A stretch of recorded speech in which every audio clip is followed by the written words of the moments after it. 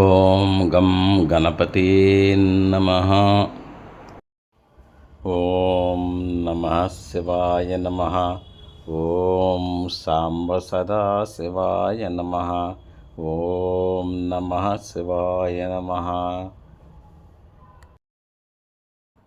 అందరికీ శుభోదయం. Lesson number 20 astrology. Lesson number 20 astrology. జంతువులకు మొక్కలకు కూడా జ్యోతిష్యం ఉంటుందా, అవసరం ఉన్నదా? Animals and plants also have astrology. Is there a need? Word voice of 1952 BSK Prasad Siddhanti. భక్తుల శ్రీకృష్ణ ప్రసాదరావు సిద్ధాంతి. 9440255669. ఓం శ్రీ పంచముఖేశ్వర జ్యోతిష్య పీఠం, రాజమహేంద్రవరం. ఓం గం గణపతే నమః. అందరికీ శుభోదయం. నేను మీ సిద్ధాంతి బిఎస్కే ప్రసాదరావుని. ఓం శ్రీ పంచముఖేశ్వర జ్యోతిష్య పీఠం, వాయిస్ ఆఫ్ 1952 బిఎస్కేవి ప్రసాద్ సిద్ధాంతి ఛానల్. మనము వాయిస్ ఆఫ్ 1952 బిఎస్కేవి ప్రసాద్ సిద్ధాంతి ఛానల్ ద్వారా యూట్యూబ్ మాధ్యమంతో మనం అనేక రకాల వీడియోలని ప్రజెంట్ చేసుకుంటున్నాము. అయితే ఇందులో ఆస్ట్రాలజీ, జ్యోతిశాస్త్రము, వాస్తుశాస్త్రము, న్యూమరాలజీ, సంఖ్యాశాస్త్రం గురించి మనం తెలుసుకుంటున్నాము. అయితే ఇందులోనూ మనకి ఆ యొక్క లెసన్స్ ద్వారా వెళ్తుంది. అయితే మనకి ఒక అదృష్టం ఏంటంటే, ఒక వినేవాళ్ళు, చూసేవాళ్ళు కూడా ప్రశ్నలు వేస్తున్నారు. ప్రశ్నలు వేయటం అన్నది ఆ యొక్క గురువు గారికి చాలా ఆనందదాయకం. First point. కారణం ఏంటంటే, ఎప్పుడైతే ప్రశ్నలు వేశారో అప్పుడు గురువుగారు చెప్పింది వారు విన్నారు, చూశారు అని పూర్తిగా అవగాహన వస్తుంది. కాబట్టి ఈ ప్రశ్నలు వేయటం అనేది చాలా మంచి సాంప్రదాయం. అయినట్టయితే మొన్న ఒకళ్ళు ప్రశ్న వేశారు, వాళ్ళకి జవాబు దీని ద్వారానే, ఈ మాధ్యమం ద్వారానే ఇచ్చాము. వాళ్ళు చాలా సంతోషపడ్డారు. అదేవిధంగా ఇప్పుడు కూడా ఒకళ్ళు ప్రశ్న వేశారు,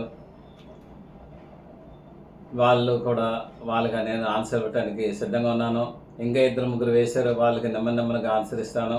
అయితే వీరు వేసిన ఒక మంచి ప్రశ్న ఏంటంటే, జాతకాలు అంటే జ్యోతిషము అంటే ఆస్ట్రాలజీ ఒక మానవులకైనా, చెట్లకి, మనుషులకి కూడా ఉంటాయా? అదే మృగాలకు కూడా, జంతువులకి, చెట్లకి, మృగాలకి, మనుషులకి కూడా ఉంటాయా అన్నారు. అంటే మనుషులకు ఉంటాయి, మిగిలిన వాళ్ళకి ఉంటాయి ఉండవనే. తప్పనిసరిగా ఉంటాయండి. ఫస్ట్ పాయింట్, నేను పాజిటివ్గా ఆన్సర్ ఇస్తున్నాను. తప్పనిసరిగా సృష్టిలో ఉన్న ప్రతి జీవరాశికి కూడా ఉంటాయి.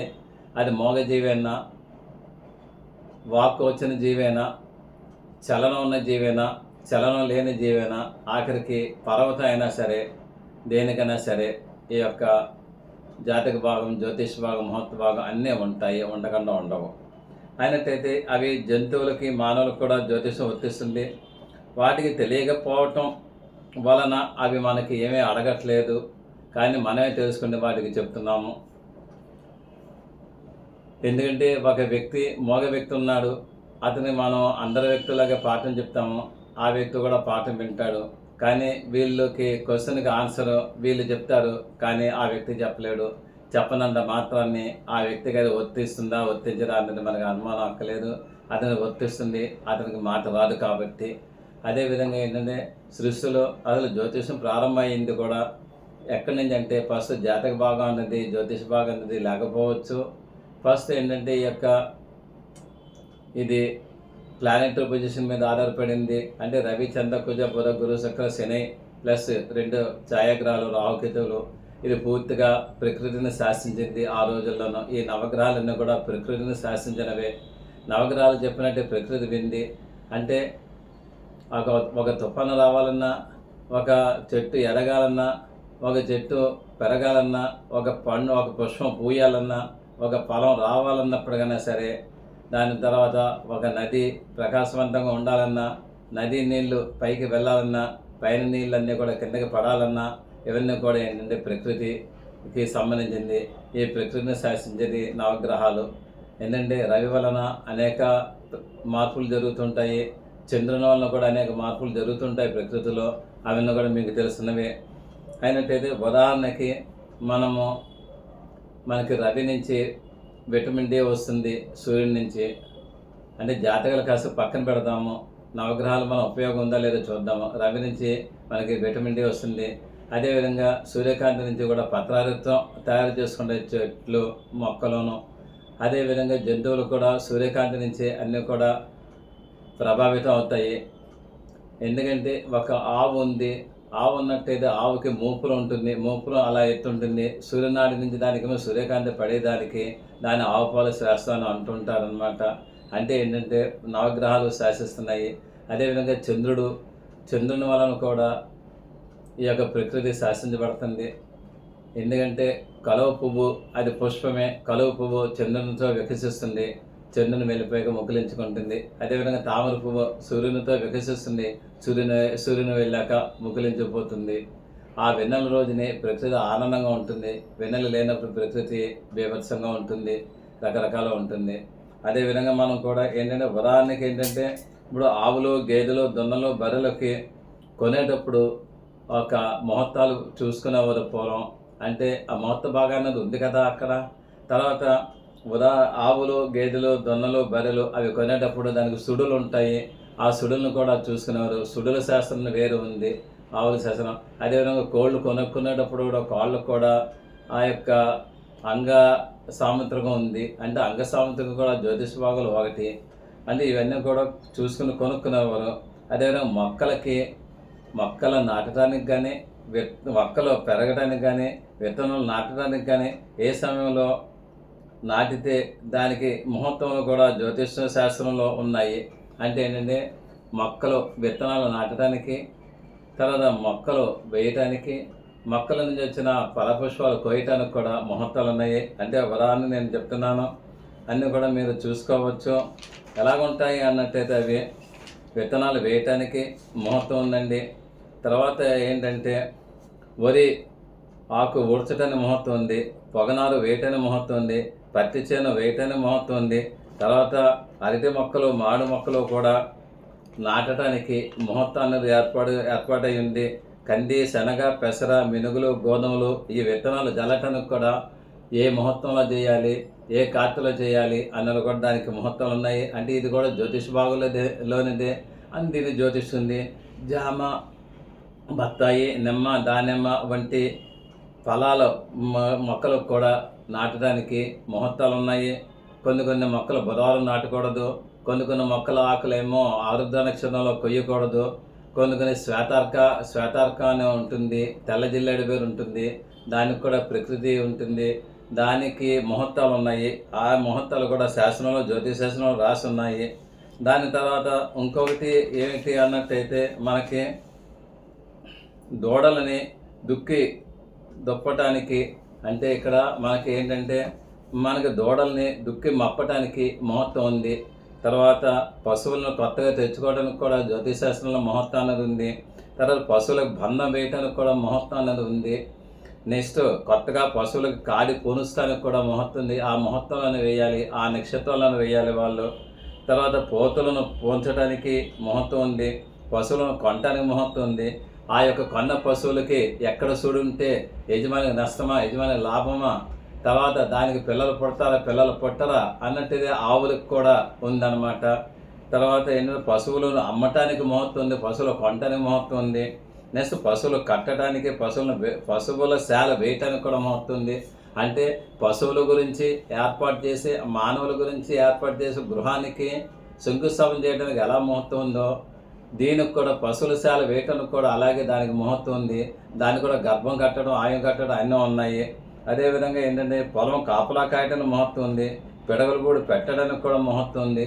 అంటే ఇన్ని రకాల ముహూర్తాలు దీని ప్రకారంగా ఉన్నాయి. అంటే ఏంటంటే పశువుల గురించి జ్యోతిశాస్త్రం అలా చెప్తూనే ఉంది. తర్వాత నెక్స్ట్ ఏంటంటే మత్స్య పరిశ్రమ, అంటే ఇక్కడ పొలంలో చేపల చెరువు తవ్వించడానికి ముహూర్తం ఉంది. అంటే చేపలే కదా జీవులు, వాటి జ్యోతిషం లేదు అనక్కలేదు, దాని ముహూర్తం ఉంది. ప్లస్ రొయ్యి విత్తనాలు, సీడ్స్, చేప పిల్లలు చెరువులో వేయటానికి ముహూర్తం ఉంది. ఏ నక్షత్రాలు వేస్తే ఆ చేప పిల్లలు రొయ్య సీడ్స్ డెవలప్ అవుతాయి, ఇందులో వేస్తే డెవలప్ అవ్వాలని కూడా ఉంది. తర్వాత దానికి కూడా పొలంలో రొయ్యలు చెరువు తవ్వటానికి కూడా ఈ మధ్య కాలంలో వాస్తుశాస్త్రం కూడా అప్లై అవుతుంది. నెక్స్ట్ వల నీటిలో తడపడానికి ముహూర్తం ఉంది, వల ముడుచుకోవడానికి ముహూర్తం ఉంది. నెక్స్ట్ గాలం ముహూర్తం ఉంది, గాలం వేయటానికి ముహూర్తం ఉంది. తర్వాత పడవలు తయారు చేయడానికి ముహూర్తం ఉంది, పడవలు నీటిలో దింపడానికి ముహూర్తం ఉంది, బోట్లు పడవలు ప్రయాణానికి కూడా ముహూర్తం ఉంది. తర్వాత మీకు ఇన్ని రకాలుగా ముహూర్తాలు ఉన్నాయి, అంటే ఇన్ని జ్యోతిషశాస్త్ర ప్రకారంగా ఉంది. నెక్స్ట్ ఇక్కడ ఏంటంటే మనకి పొలి పెట్టడానికి ముహూర్తం ఉంది, వరి ఆకు ఊడ్చడానికి ముహూర్తం ఉంది, పంట గొప్ప వేయటానికి మార్చుకోవడానికి ముహూర్తం ఉంది, కొత్త ధాన్యం దంపడానికి పొలం నుంచి తెచ్చుకోవడానికి ముహూర్తం ఉంది, ధాన్యం దంచుకోవడానికి కూడా ముహూర్తం ఉంది. నెక్స్ట్ కొత్త ధాన్యాన్ని మనం భోజనం చేయడానికి ముహూర్తం ఉంది, ధాన్యం బియ్యము అవసర వస్తువులు వగేరాలు కూడా అనుకూలమైన ఫలాలు ఇవ్వటానికి ముహూర్తం ఉంది. తర్వాత పొగాకు నారు వేయటానికి ముహూర్తం ఉంది. ఇవన్నీ కూడా ఇన్ని రకాలు, అంటే మొక్కలకి ఏ మొక్క ఎప్పుడు వేయాలి, ఏ జంతువుకి ఎప్పుడు ఏది చేయాలి, అన్ని రకాలుగా ముహూర్తాలు ఉన్నాయి, ముహూర్తాలు ఉండే అవకాశం ఉంది. అయినట్టయితే ఇక ఇది ఈ భాగం ముహూర్త భాగం కూడా జ్యోతిష భాగం ఒకటండి. అంటే మనకి ఈ ముహూర్త భాగం కేవలం మనుషులకే కాకుండా పశువులకు ఉంది, తర్వాత ఏంటంటే మొక్కలకు ఉంది, మరానులకు ఉంది. తర్వాత ఇంకా ఎదిగిపోయినట్టయితే ఇంకా చాలా చాలా ఉన్నాయి. ఇవన్నీ కూడా చెప్తాను, నాకు టైం సరిపోదు. ఇవన్నీ కూడా అంటే ఆ యొక్క మూగజీవులకి మామూలు జీవులకు కూడా ఉంది. తర్వాత ఏంటంటే మొక్కలకి, మానవులకి, తర్వాత జంతువుల్ని, ఆఖరికి నీటిలో ఈదే చేపల దగ్గర నుంచి కూడా సమానంగానే మన వాళ్ళు చూశారు, సమానంగానే తీస్తున్నారు. ప్రతిదీ కూడా ప్రకృతి అధీనంలో ఉంది. నెక్స్ట్ నేను ఇంకొకటి ఏంటంటే జాతక భాగం వచ్చింది, ముహూర్త భాగం అయిపోయింది. ముహూర్త భాగం అందరికీ సమానంగా ఉంది కదా. అదే జాతక భాగం వచ్చినప్పుడు ఈ జాతక భాగంలో నాకు కూడా వీరు వేసిన ప్రశ్న లాంటిదే, నాకు కూడా ఒక 10 ఏళ్ల క్రితం నాకు కూడా డౌట్ వచ్చింది. జాతకాలు అన్నవి మనకేనా, లేదంటే జంతువులకు కూడా ఉన్నాయా, లేవా లోహాలకు కూడా ఉన్నాయా, లేవా విగ్రహాలకు కూడా ఉన్నాయా, లేవని డౌట్ వచ్చింది. వచ్చినప్పుడు నేను 10 సంవత్సరాలు చార్నాల క్రితం వచ్చింది అనుకోండి, 1984 సంవత్సరంలోనూ నాకు వచ్చింది. వస్తే అప్పుడు నేను పరిశోధన చేసి ఒక కుక్కకి జాతకం వేద్దామని నేను అనుకున్నాను. ఒక కుక్కకి జాతకం వేద్దామంటే ఏ కుక్క ఎప్పుడు ఏంటో నాకు తెలియదు కదా, అక్కడికి వెళ్తే నన్ను కలుస్తుంది అనే భయం. అందుకేంటంటే పెంపుడు జంతువు ఒక జంతువు ఉంది, ఆ పెంపుడు జంతువుని పెంచుకుంటారు చాలామంది. ఆ యొక్క పెంపుడు జంతువుని పెంచుకున్న చోటికి నేను వెళ్ళినప్పుడు అప్పుడేమో వాళ్ళనేమో అడిగాను, ఈ కుక్క ఈనినప్పుడు ఆ యొక్క టైం నాకు క్యాల్కులేట్ చేసి చెప్పండి, నాకు పని ఉంది, నేను సిద్ధాంతిని అన్నాను. అలాగండి, అయితే మీరు ప్రయోగం చేస్తున్నారా, అయితే తప్పనిసరిగా చెప్తామని అన్నారు. తర్వాత వాళ్ళేమో నాకేమో అక్కడ ఆ యొక్క కుక్క ఈనిన టైము, దానికి 10 పిల్లలు 15 పిల్లలు ఎన్నో పుట్టేస్తే వరుసను కుక్క ఏంటుంది. అయితే అక్కడ పిల్లలకి ఫస్ట్ పిల్లకి నేను తీసుకున్నాను, నెక్స్ట్ పిల్లలకి నేను తీసుకోలేదు. ఆ పిల్లకి ఫస్ట్ టైం నేను తీసుకున్నాను, అది నేను క్యాలిక్యులేట్ చేసుకున్నాను. కానీ ఎలా క్యాలిక్యులేషన్ చేయాలో నాకు తెలియలేదు. కారణం ఏంటంటే ఈ యొక్క జాతక భావంలో మానవుని యొక్క జీవితం 120 సంవత్సరాలుగా చెప్తాము. 120 సంవత్సరాలకి తగ్గట్టుగా క్యాలిక్యులేషన్ వేసుకుంటాము. అంటే రవి 6 సంవత్సరాలు, చంద్రుడు 10 సంవత్సరాలు, కుజుడు 7 సంవత్సరాలు, రాహు 18 సంవత్సరాలు, గురుడు 16 సంవత్సరాలు, తర్వాత శని 19 సంవత్సరాలు, బుధుడు 17 సంవత్సరాలు, కేతు 7 సంవత్సరాలు, శుక్రుడు 20 సంవత్సరాలు, టోటల్ వెరసి 120 సంవత్సరాలు. అంటే మనిషి మానవుడి యొక్క పూర్ణాయుడు 120 సంవత్సరాలు. ఈ 120 సంవత్సరాలు నేను తీసుకున్నాము. కానీ ఇక్కడ ఈ జంతువు 120 సంవత్సరాలు, దీని లైఫ్ లేదు కదా. మానవుని యొక్క లైఫ్ స్పాన్ 120 సంవత్సరాలు, కానీ ఇక్కడ దీని యొక్క లైఫ్ స్పాన్ అంత ఇవ్వలేదు కదా భగవంతుడు. ఇవ్వనప్పుడు నేను 9 గ్రహాలు కూడా పరిపాలించగలరా, అప్పుడు దీన్ని ఏ విధంగా క్యాలిక్యులేట్ చేసుకోవాలి అనే అవగాహన వచ్చి నేను ఆ యొక్క యజమానిని నేను అడిగాను, కుక్క జీవన ప్రమాణం అసలు ఎన్ని సంవత్సరాలని నేను అడిగాను. అంటే 10 సంవత్సరాలు, మినిమం 10 సంవత్సరాలు బతుకుతుంది, అంతగా బతికేది ఇంకొక 2 సంవత్సరాలు బతుకుతుంది, 10 నుంచి 12 సంవత్సరాలు. మహా అన్నట్టయితే పోషకాహారం అన్నట్టయితే ఏమీ ఎక్కువ బతకచ్చేమో, కానీ 10 నుంచి 12 సంవత్సరాలు దాని లైఫ్ అండి అన్నారు. అప్పుడు నేను ఆ కుక్కకి 10 సంవత్సరాలు, మనిషి 120 సంవత్సరాలకి గ్రహాలు ఏ విధంగా క్యాలిక్యులేట్ చేసుకున్నామో, నేను కుక్కకి 10 సంవత్సరాలకు కూడా గ్రహాలు ఆ విధంగానే క్యాలిక్యులేట్ చేసుకున్నాము.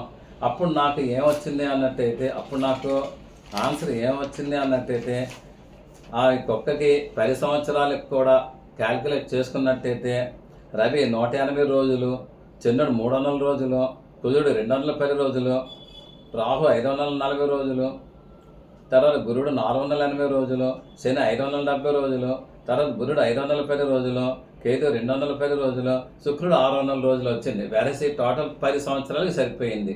ఇప్పుడు నేను దాని ప్రకారంగా రవి, చంద్ర, కుజ, గురు, శని, బుధ, కేతు, శుక్ర, రాహు, కేతువులు నేను క్యాలిక్యులేట్ చేసుకోండి. అప్పుడు ఆ కుక్క పిల్ల జాతకాన్ని నేను తెచ్చుకున్నాను. కుక్క పిల్ల జాతకం, ఆ కుక్క పిల్ల అతని దగ్గర పుట్టింది కాబట్టి అతను పెంచుతున్నాడు. అది ఎవరికో అమ్ముతారనమాట. సరైనప్పుడు చూసుకోండి. తర్వాత నేను క్యాలిక్యులేట్ చేసుకున్నట్టయితే, అప్పుడు దాని ప్రకారం చూసుకున్నట్టయితే ఆ యొక్క కుక్కపిల్ల జాతక చక్ర రీత్యా కూడా అది చంద్ర దశలో వేరే వాళ్ళ దగ్గరికి వెళ్ళిపోతుంది అని ఉంది. అంటే ఇతని దగ్గర నుంచి రవి 108 నెలలు అంటే 6 నెలలు పోయాక వేరే వాళ్ళ దగ్గరికి వెళ్ళిపోతుందని ఉంది. వెళ్ళిపోతుంది అని అన్నప్పుడు అక్కడ వెళ్ళిపోయాక అక్కడ ఏమవుతుంది, మంచి భాగ్యాలుగా పెరుగుతుంది అని ఉంది. పెరుగుతుంది అన్నాక తర్వాత 6 నెలలు పోయాక తర్వాత 10 నెలలు బాగుండి తర్వాత 10వ నెల దగ్గర నుంచి దానికి అనారోగ్యం వస్తుంది. అనారోగ్యం వచ్చి 7 నెలలు బాధపడుతుంది అని ఉంది. తర్వాత అక్కడి నుంచి మళ్ళీ కవర్ అవుతుంది. కవర్ ఈ రకంగా అన్నీ కూడా క్యాలిక్యులేషన్ నేను వేసుకున్నాను. ఇది ఏంటంటే ఒక ప్రయోగం మాత్రమే, కానీ ఇందులో నాకు జ్యోతిశాస్త్రంలో ఉండే అవగాహన కోసం ప్లస్ నాకు అభిరుచి కోసం ఒక ప్రయోగం కోసం నేను చేసుకున్నాను. ఇది సక్సెస్ అవుతుందా లేదా అన్నది చేసుకునేటప్పటికీ ఆటోమేటిక్గా అక్కడికి వెళ్ళి తర్వాత ఈ యొక్క కుక్క పిల్లని ఎవరికి అమ్మేవో అని నేను అడిగాను అనమాట. కుక్క పిల్లని 6 నెలలు పోయాక అన్నట్టయితే ఏ కుక్క పిల్ల అంటే ఇది ఆ రోజు ఫస్ట్ పుట్టిన కుక్క పిల్ల అని. అయితే ఒకటి నా మాట విని అతను ఏం చేసుకుని నోట్ చేసుకున్నాడు. అతను కూడా నోట్ చేసుకున్నాక అతను పలానా వాళ్ళకి అమ్మానండి. వాళ్ళు ఎవరన్నా, అబ్బో చాలా కారుల్లో తిరుగుద్దండి ఆ కుక్క పిల్ల, దాని అదృష్టం అండి అన్న. సరే నేను అక్కడికి నెమ్మదిగా వాళ్ళ ఇంటికి వెళ్ళి అప్పుడు ఏంటంటే నాకు ఈ యొక్క ప్రయోగం చేసే ఉద్దేశంలోనో ఆఖరికి ఇచ్చి పొమ్మన్నప్పుడు కానీ వాళ్ళు ఇళ్ళకి తిరిగేవాడిని అనమాట. సరే వాళ్ళ ఇంటికి వెళ్ళేటప్పటికల్లా వాళ్ళు ట్రెడిషనల్ ఫ్యామిలీ కాబట్టి మాది, వాళ్ళు కూడా ఇంట్లోకి రానిచ్చి, స్వామి ఇదేం లేదు ప్రయోగం చేసుకుంటాను నేను, అక్కడ కుక్క పిల్లనేమో అక్కడేమో వాళ్ళు అక్కడ పుట్టాక దానికేమో ఈ విధంగా జాతీయ చక్రం వేసుకుని ఈ విధంగా నేను చూసుకున్నాను. ఇప్పుడు మీ ఇంటికి వచ్చానన్నారు, అది మంచి వాళ్ళ ఇంటికి వస్తుందని నేను అనుకున్నాను అన్నారు. అలాగే వచ్చింది. అయితే ఇప్పుడు దాని గురించి నేను వివరాలు తెలుసుకోవాలనుకున్నాను అని వాళ్ళకంటే వాళ్ళన్నీ కూడా వివరాలు చెప్పి ఎప్పటికప్పుడు అప్డేట్ ఇస్తామండి మీకు, దీని ప్రకారంగా చూసుకుందామని అన్నారు. సరైన వాళ్ళేమో అప్పుడు ఆ యొక్క కుక్క పిల్ల చాలా అంగరంగ వైభోగంగా పెరుగుతుంది, చాలా బాగుంది. వాళ్ళు అల్లారి ముద్దుగా పెంచుకుంటున్నారు. ఇది కూడా చాలా సాఫ్ట్గా ఉంది. ఆ కుక్క పిల్ల జాతి చక్రం ప్రకారంగా ఏంటంటే వాయిస్ స్థానంలోనేమో ఏంటంటే గురుడు ఉన్నాడు. వాయిస్ అంటే వాక్ స్థానంలో గురుడు ఉన్నాడు, అంటే స్లో వాయిస్ వస్తుందని ఉందన్నమాట. అని దాన్ని బట్టి అక్కడ కూడా ఫేస్ బాగుంటుంది, అంటే అది చూస్తాను చాలా బాగుంటుందండి, చాలా బాగుంది. ఇన్ని రకాలుగా చూసేటప్పటికి బాగుంది. సరేనా ఇది అయ్యాక తర్వాత ఇది 3 నెలలు 10 నెలలు 13 నెలల సంవత్సరాలకు నెలపోయాక దానికి అనారోగ్యం వచ్చి 7 నెలలు బాధపడుతుంది అని ఉంది. తర్వాత నేను మళ్ళీ అక్కడికి వెంటనే అప్డేట్ వాళ్ళు చేశారు. అయినా నేను వెళ్ళాను. ఇలా వాళ్ళే అన్నారు, ఏమంటే కుక్క పిల్లగా అనారోగ్యం వచ్చింది, ఇది ఏంటో మాకేం తెలియట్లేదు, వెటర్నరీ డాక్టర్ చూపించేటప్పుడు ఇదయ్యింది, ఇప్పుడు ఏంటంటారండి ఇందులో దోషం ఉందండి, కానీ దానికి ఏ దానాలు చేయాలో ఏం చేయాలో నాకు తెలియదు, అది తెలియదు చెప్తానని చెప్పి ఫలానా ఇది ఆ కుక్క పిల్ల గురించి చేయండి, చేసి ఇక్కడ కుక్క పిల్ల గురించి దానం పెట్టే వాళ్ళు ఎవరు ఉంటారండి, ఉండరు కదా. అందుకేంటంటే దానికి ఈ యొక్క కందులని దిగదుడిచి గోదావరి నీటిలో పారే నీటిలో వెయ్యండి అన్నాను. అలాగే వాళ్ళు కందులు తుడిచి వేసారు. అలాగే 7 రోజులు చేసేటప్పుడల్లా దానికి తగ్గుముఖం పట్టింది. తర్వాత దానికి అది ఏ కాలంలో చనిపోతుందని చెప్పామో ఆ కాలంలో చనిపోయింది అనుకోని అది వేరే విషయం. అంటే దీన్ని బట్టి కుక్క కూడా జంతువులకు కూడా జాతకాలు తీయవచ్చు అని నేను అప్పుడు అనుకున్నాను. కానీ మళ్ళీ దాని అవసరం నాకు రాలేదు. అయితే 1985 సంవత్సరంలో నేను పంచముఖేశ్వర స్వామి విగ్రహాన్ని నిన్న తయారు చేయించుకున్నాక అంటే 5 ముఖాలు అంటే సజ్జోజాత వామదేవ అఘోర తత్పురుష ఈశాన అనే ముఖాలతోటి నేను తయారు చేయించుకున్నాను. ఆ విగ్రహం సుమారు 10 కేజీలు బరువు ఉంటుంది. నెక్స్ట్ ఒంటి నిండా కూడా 25 నాగుపాములు ఉంటాయి. ప్లస్ ఏంటంటే ఆయన యొక్క 5 ముఖాలు కూడా ఏంటంటే రుద్ర శివుడు, అంటే చాలా గడ్డ మీసాల్లో ఉన్న శివుడు, పైన గంగాదేవి ఉంటుంది. తర్వాత ఆయనకి ఒంటి నిండా 25 నాగుపాములు ఉంటాయి. తర్వాత ఆయనకేమో 10 చేతులు ఉంటాయి. పులి చర్మాంబరధారి ఉంటారు, పద్మాసనం వేసి కూర్చుంటారు. అప్పటి నుంచి నేను పంచముఖేశ్వర జ్యోతిష్వరుడు అని పేరు కూడా పెట్టాను. ఆ పేరు ప్రకారంగా నేను ఇవాళ దేదీప్యమానంగా వెలిగిపోతున్నాను, వెనక్కి తిరిగి చూడలేదు. అయితే అప్పుడు నేను ఆయన విగ్రహం 40% టైం నేను క్యాలిక్యులేట్ చేసుకున్నాను. తర్వాత నా దగ్గర ఒక ప్రాణ ప్రతిష్ఠ చేసిన టైం కూడా నేను నోట్ చేసుకున్నాను. ఆ టైం ప్రకారంగా ఏ యొక్క మూర్తి నా దగ్గర ఎన్నాళ్ళు ఉంటాడు, మా అమ్మగారి దగ్గర ఎన్నాళ్ళు ఉంటాడు, మళ్ళీ నా దగ్గర ఎన్నాళ్ళకి వస్తాడు అని క్యాలిక్యులేట్ చేసుకున్నాను. ఆ విధంగా అన్నీ కూడా ఇప్పుడు ఆ జాతక ప్రకారంగానే జరుగుతుంది. ఇక ఆయనకు కూడా ఏంటంటే ఒక దేవాలయం కూడా ఏర్పడుతుంది అని అది జాతకంలో ఉంది. అది జరుగుతుందేమో. అంటే ఏంటంటే ఇక్కడ చెప్పేది ఏంటంటే లోహాలకి విగ్రహాలకి లోహ విగ్రహాలకు కూడా ఏంటంటే జాతకం మనం వేయవచ్చు. అదేవిధంగా ఏంటంటే పెట్ యానిమల్స్కి కూడా మనం జాతకం వేయవచ్చు. తర్వాత వృక్షాలకు కూడా మనం జాతకం వేయవచ్చు. కానీ దాని అవసరం ఇప్పుడు ఎవరికీ లేదు. ప్రతిదీ కూడా కమర్షియల్ అయిపోయింది కాబట్టి ప్రతి కుక్క పిల్లకి జాతకం వేయాలి అన్నట్టయితే ప్రతి వాళ్ళు వచ్చి మా కుక్క పిల్లకి మా ఆరోగ్యం బాగలేదు ఒకసారి చూడండి అంటారు. ఇదేమో హాస్యాస్పదం అవుతుంది, ఎవరైనా నవ్వుతారు. ప్లస్ కుక్క పిల్లలు దానాలు ధర్మాలు చేయాలంటే కుదరదు. ఇవన్నీ కూడా కొంచెం కష్టతరమైనవి కాబట్టి ఇక నేను ఆ సబ్జెక్ట్ని నేను డిబేట్ అయిపోయాను. పూర్తిగా మానవులుగా చెప్తున్నాను. అంటే హ్యూమన్ కైండ్గా చెప్తున్నాను. అంటే మనం ఒక వాస్తు కానీ ఒక ఒక పిచ్చుకలకు కూడా ఒక వాస్తు ప్రకారంగానే గూడు పెట్టుకుంటాయి. పిచ్చుకలు కూడా ఒక ఒక కాలాన్ని బట్టి అవి కంటాయి. ఒక టైంని బట్టి అవేమో పక్షులు ఇన్ని రోజులంటే ఇన్ని రోజులకి ఎగురుతుందంటే అన్ని రోజులకి ఎగురుతుంది అది. అప్పుడు వదిలేస్తాయి. అంటే ప్రతిదానికి కూడా జాతకం ఉంది. ప్రతిదానికి కూడా మనం జాతకం చెప్పవచ్చు. ప్రతిదానికి కూడా మనం జ్యోతిష్యం ద్వారా మనం వారి యొక్క కష్ట నష్టాలన్నీ కూడా బేరేజ్ వేయచ్చు. ఇప్పుడు ఏంటంటే జగదీష్ చంద్రబోస్ చెప్పారు మొక్కలకు కూడా ప్రాణం ఉందని. నేను చెప్తున్నాను ఇప్పుడు మొక్కలకి ప్రాణం ఉంది, మొక్కలు కూడా జాతకాలు వేయవచ్చు. నేను చెప్తున్నాను అందరూ కూడా జంతు అభిమానులు ఉన్నారు, వాళ్ళకి నేను చెప్తున్నాను జంతువులు కూడా జాతకం వేయవచ్చు. మనం జాతకం ద్వారా జంతువుల యొక్క పరిస్థితులు తెలుసుకోవచ్చు. అయితే అక్కడ దానికి కేవలం ఆరోగ్యము అనారోగ్యము భోగభాగ్యాల గురించి తెలుసుకోగలగానే అవి ఎంత డబ్బు సంపాదిస్తాయి, ఏమి చేస్తాయి, ఇవన్నీ కూడా మనకు అప్రస్తుతం. ఇప్పుడు చంటి పిల్లవాడి జాతకం చెప్పామంటే వాడు చదువు గురించి జాతకం చెప్తాం కానీ వాడు డబ్బు సంపాదన గురించి చెప్పం కదా. అదేవిధంగా ఒక ఉద్యోగస్తుడి జాతకం చెప్పాడు ఉద్యోగం గురించి చెప్తాం కానీ ఇంక దేని గురించి చెప్పం కదా. ఒక రాజుగారికి ముహూర్తం పెట్టాము అన్నట్టయితే ఆయన యుద్ధం గురించి పెడతాం కానీ ఆయన వ్యాపారం గురించి పెట్టాం కదా. అని సమయ సందర్భాలను బట్టి అంటే మనం జాతకాలు ప్రతిదానికి చెప్పవచ్చు. కాబట్టి ఏంటంటే ఇది పూర్వకాలంలో చెప్పిన వాళ్ళు చాలామంది ఉన్నారు, లేరని నేనేం అంటలేదు. కానీ ఈ శాస్త్రం మటుకు ఉంది. ఎందుకో మరుగున పడిపోయింది ఇవన్నీ. కాబట్టి ఇంకో రోజుని ఇంకో ప్రశ్నకు ఆన్సర్ తోటి నేను మీ ముందుగా ఉంటాను. అంతవరకు సెలవు తీసుకుంటాను. శుభం భూయాత్. ఆయురారోగ్య ఐశ్వర్య అభివృద్ధిస్తూ ప్రశ్న అడిగిన వారికి శతకోటి వందనాలు చేస్తూ ఆయనకి ఆయురారోగ్య ఐశ్వర్యాలను భగవంతుడు ఇవ్వాలని నేను కోరుకుంటూ ఆయన కోరికలన్నీ కూడా నెరవేరాలని కోరుకుంటూ ఆయనకి ఏంటంటే జంతువుల మీద ఉండే ప్రేమ మొక్కల మీద ఉండే ప్రేమకి నేను మరొక్కసారి జోహార్లు అర్పిస్తున్నాను. ఆయనకి మటుకు నేను నమస్సమాంజలు అర్పిస్తూ నేను విరమిస్తున్నాను. శుభం భూయాత్. అందరికీ నమస్సమాంజలు. నేను మీ విఎస్కేవి ప్రసాదరావుని. ఈ వీడియో మీకు నచ్చినట్లయితే లైక్ చేయండి, సబ్స్క్రైబ్ అవ్వండి, మీ ఆత్మీయులందరికీ షేర్ చేయండి. మీ అమూల్యమైన అభిప్రాయములను కామెంట్స్ రూపంలో తెలియజేయండి. దూర ప్రాంతములలో ఉన్నవారికి ప్రత్యక్షంగా మమ్మల్ని కలవలేని వారికి ఆన్లైన్ ద్వారా services and online classes and online guidance కూడా మీకు అందివ్వగలము. అదేవిధంగా వాస్తు జ్యోతిషము ముహూర్తములు ఇతరత్ర కూడా సర్వీసు చేయగలము. గూగుల్ పే ఫోన్పే ద్వారా మాకు మనీ అందజేయవచ్చు. సదా భగవత్ సేవలో మీ సిద్ధాంతి భక్తుల శ్రీకృష్ణ వరప్రసాదరావు. ఓం శ్రీ పంచముఖేశ్వర జ్యోతిషపీఠం. 9440255669. వాయిస్ ఆఫ్ బీఎస్కేవి ప్రసాద సిద్ధాంతి ఛానల్. అందరూ మంచిగా ఉండాలి, అందులో మనము ఉండాలి. అందరూ సుఖంగా ఉండాలి, అందులో మనము ఉండాలి.